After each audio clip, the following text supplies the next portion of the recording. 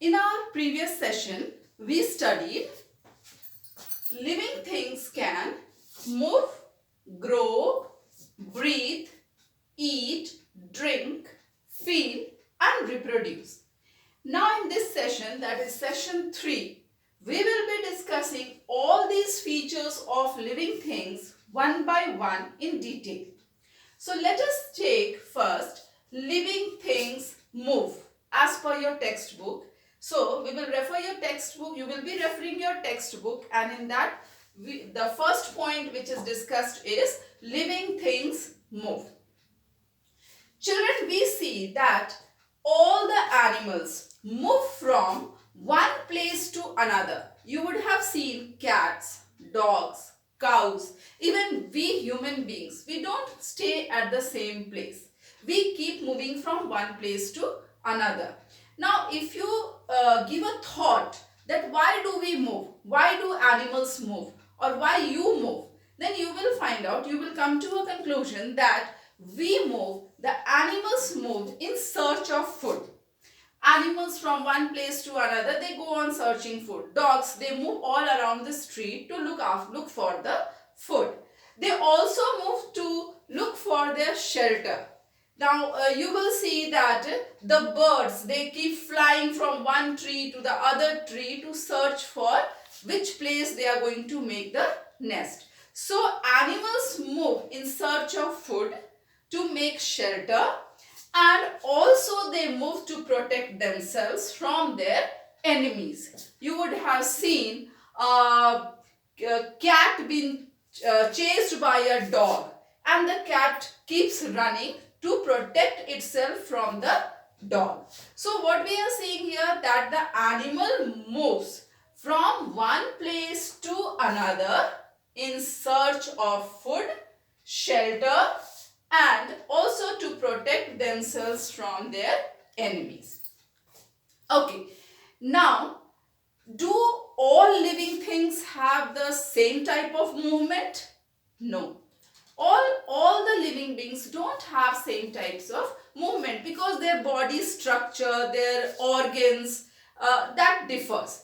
Like if you take for example a cow and a human being, a man. Cow has 4 legs. A man has 2 legs.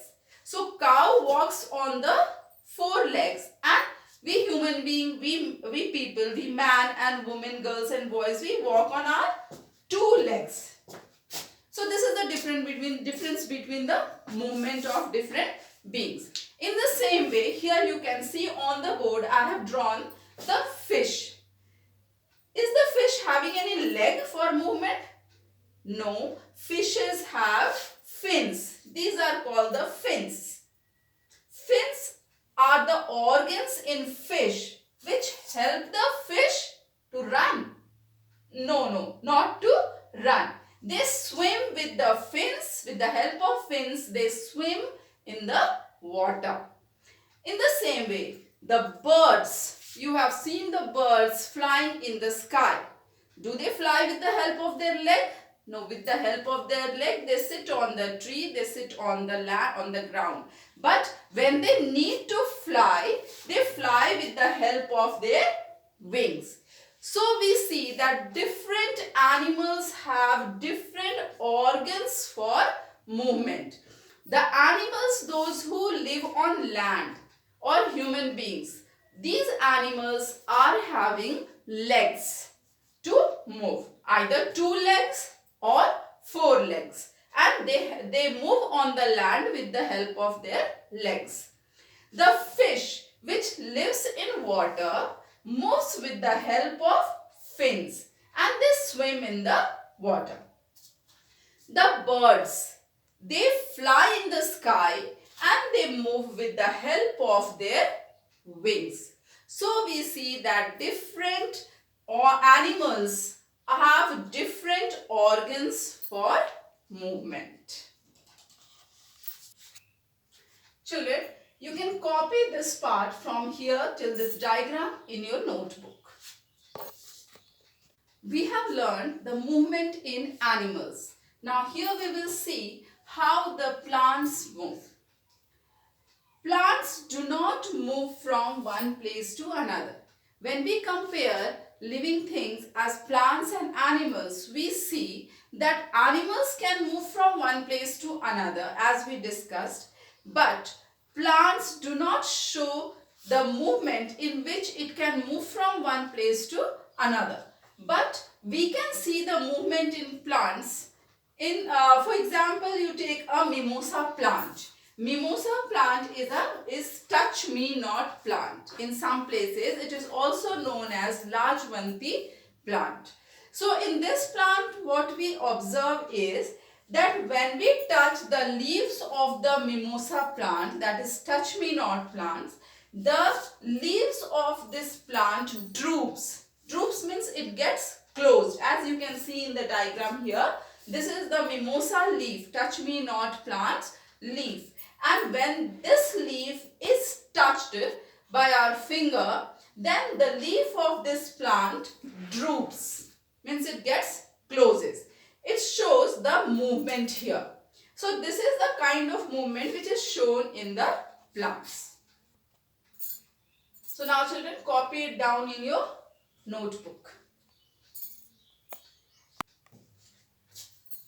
Our next point is living things grow.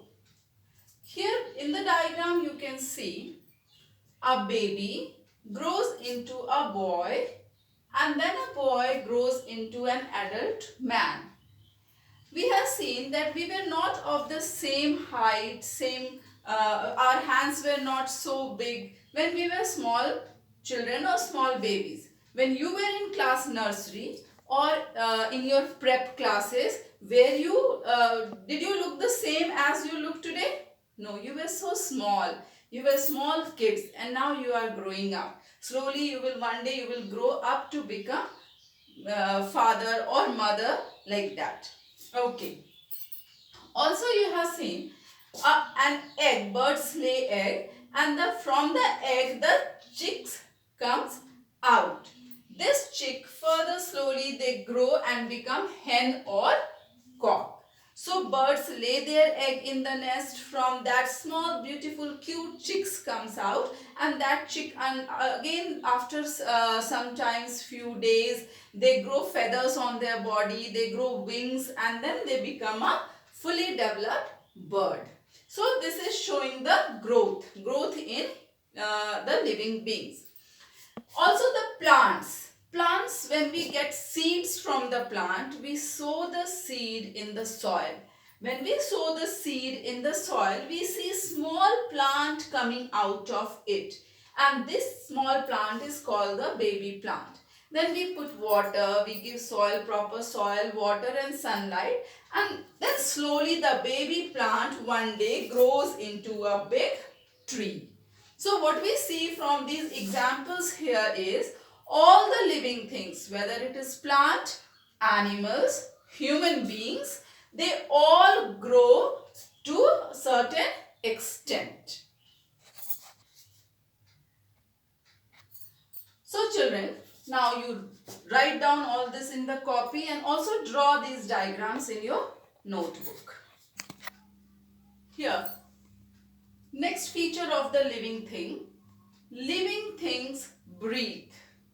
As during the discussion, what I did in the session 2, that time I explained you that when we put our hand in front of our nose, then we feel a kind of blow of air on our hand. What is that? That is actually the process where we are breathing in and breathing out. So in this way, all other living beings like insects, other animals, even plants, they all breathe. All living beings breathe. They take in oxygen and gives out carbon dioxide. But in the case of plant, it is just opposite. Plants take in carbon dioxide and breathes out oxygen. So now, that is not the topic of our study. Just for information, for your knowledge, I am telling you this, that plants take in carbon dioxide and gives out oxygen. So come back to your topic. living things breathe? We human beings breathe with the help of our nose. This is our nose. We breathe through our nose, and through our nose you can see here two cavities are here, two holes are there in our nose, and these openings, these holes of our nose are called nostrils. So how many openings are there in our nose? Two openings are there, and these are the nostrils through which air enters the nose. And in that air, what we breathe in is which gas? That is oxygen. And through the same nostrils, these two nostrils, after a certain interval, after certain seconds, we breathe out. That is which gas? Carbon dioxide. And the gas which is taken in, that goes to our lungs. So we say that the breathing organs in human beings or other animals, those which lives on land, terrestrial animals, the animals which live on land, all these animals, they breathe through their nose and with the help of their lungs. Now come to the insects. Insects don't have nose. They don't have nostrils. They have small holes on their body sides. These holes.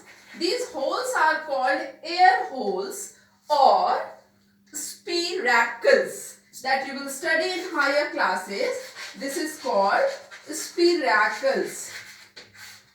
Now you can understand it as air holes.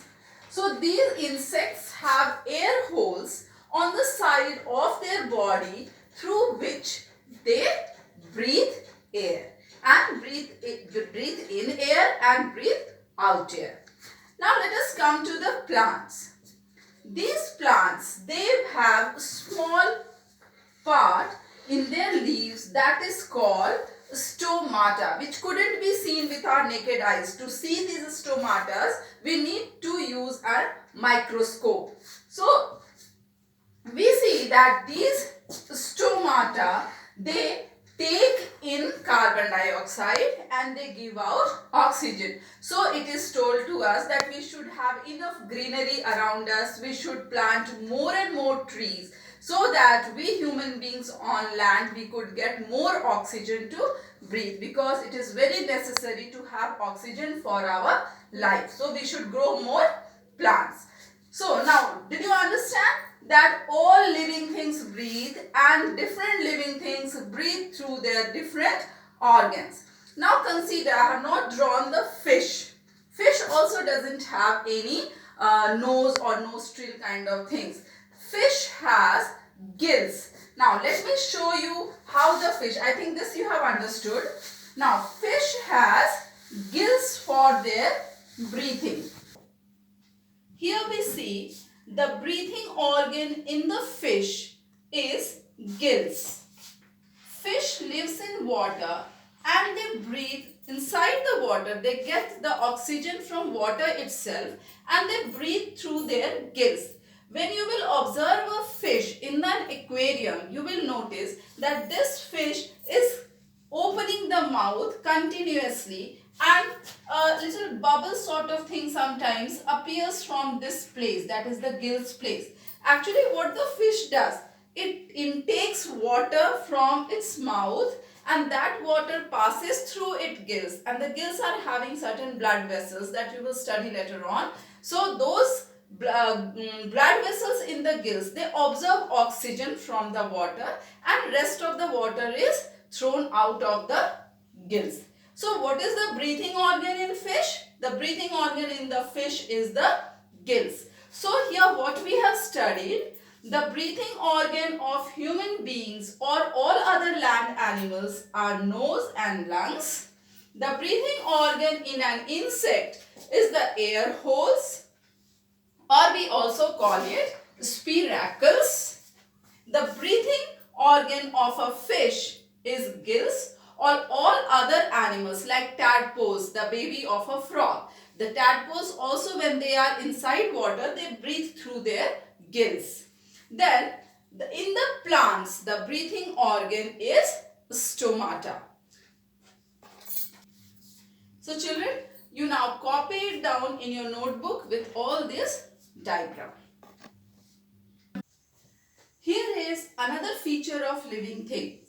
Living things eat and drink. Excuse me, I'm feeling a bit thirsty.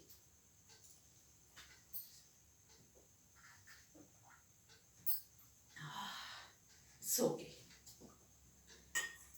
Shall I eat this? I'm sorry, okay?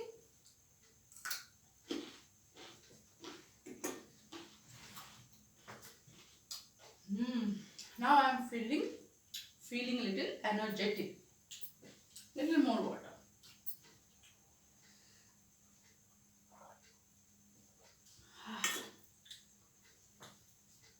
I'm feeling now a little energetic. Yeah, you are right. I want to explain you that we living things need food and water. That means we all living things eat and drink. So I think this is very clear with the example which I just showed you now. Here we all living things eat and drink to grow, to get energy and to protect ourselves from various diseases. Now, how plants eat? We haven't seen ever that plant eating chapatis, bread, fruits or vegetables. Instead, plants, all the vegetables and fruits which are on the plants, those are eaten by us. Those are eaten by animals, birds and other living beings. So, where the plants are eating.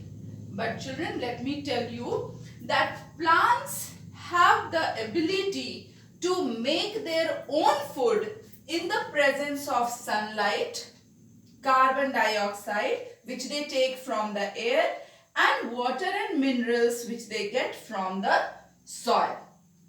Now when you will go to further, you will be learning this process is called photosynthesis, which you will be learning in your other lessons. Now you have to know that plants don't eat food, but plants are able to prepare their own food by the help of sunlight and carbon dioxide from air, water and minerals from soil.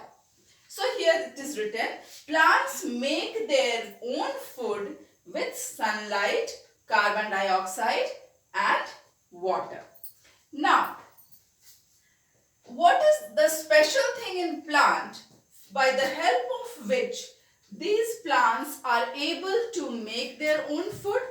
These, in the green plants, the leaves of the green plants, there is a pigment called chlorophyll which is able to absorb the sunlight.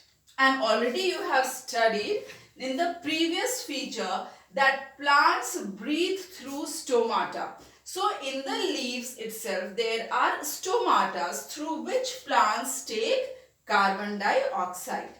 So this is how plants make their own food. So children, now you can copy it down in your notebook. Living things eat and drink. They eat and drink to grow, to get energy and to protect from diseases. Here, the next feature is living things feel. Now, how could we know that living things feel? As I told you earlier in my explanation, that when we pinch in our hand, when someone pinches in us on the skin, we feel the pain. So how this pain is felt? Because of the skin, and skin is one of the sense organs. So we all, human beings, animals, birds, we all have 5 sense organs, that is eyes, ears, nose, tongue and skin. And we feel because of these sense organs. For example, we feel pain, we feel the sadness or happiness, we feel bad smell. Sometimes through our nose we get bad smell and we close our nose. That is the feeling of bad smell. We feel good smell. When tasty food is cooked at our home, our mouth waters because we can feel the taste of that food cooked. Even we are not eating the food, but by the smell itself we can feel the taste, that how delicious it could be, and our mouth gets watered. So we can feel the taste. And sometimes when there is a very loud noise, we feel so irritated and we close our ears. That is the feeling of the loud noise. So what we see, that our sense organs help us to feel different things. Now, how do plants feel? How could we find out that even plants are feeling? Because plants can never express their feeling. We can express our feeling, like we can say, oh, it's very dirty, oh, it's so delicious, it's so beautiful. We can express our feeling, but plants do not express their feelings. How could we understand it? We see that plants, according to the season, like when it is autumn season, plants feel that season and it starts shedding the leaves. When the spring season comes, plant feels the change in the season, and during spring season all its flowers bloom out. That means here we can see that plants have the feeling of the changes in the season. Also, you would be noticing that always the root of the plant grows towards the soil and the stem part grows towards upward. There is also a sense of feeling when the seed starts germinating and the baby plant come out, automatically the root part moves towards the soil because that seedling feels the soil, and the root part moves towards the soil and the stem part moves just opposite to it. This shows that plants also feel. So plants feel the change in season. It sheds leaves in autumn and blooms flowers in spring. Children, now you can write this in your notebook so that you can refer it afterwards. Here is another feature of living things. That is, living things reproduce. Now, it means that all the living beings on this earth have the feature to produce its own kind. And this is very necessary for the survival of the species, for the existence of the species on the earth. Like all human beings have their babies as a baby boy or a baby girl. Like once we were small, my mother gave birth to me, your mother gave birth to you. So this way, we all human beings have our own babies. Now, in the same way, animals have their babies. Like the baby of cow is called calf. The goat baby is called kid. The sheep has baby lamb. And the hens have chick. Now, there are different ways of reproduction.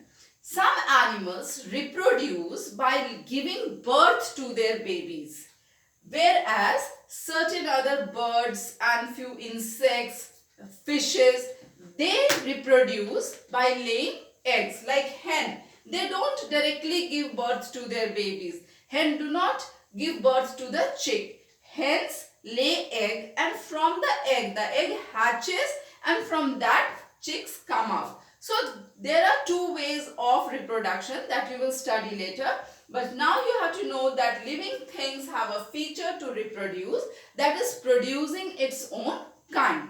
Now, how do plants reproduce? When we eat the fruit species, we get the seeds. And those seeds, when get the soil, water and proper temperature, sunlight, that seed again grows into a baby plant. So this cycle continues, and this is called reproduction, or that living things reproduce. Children, you can copy it down.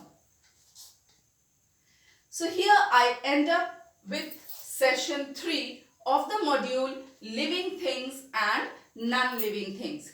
Children, I hope you have understood the chapter well, And in my next session, that is session 4, I will be giving the review of the whole chapter starting from session 1 to session 3. Thank you.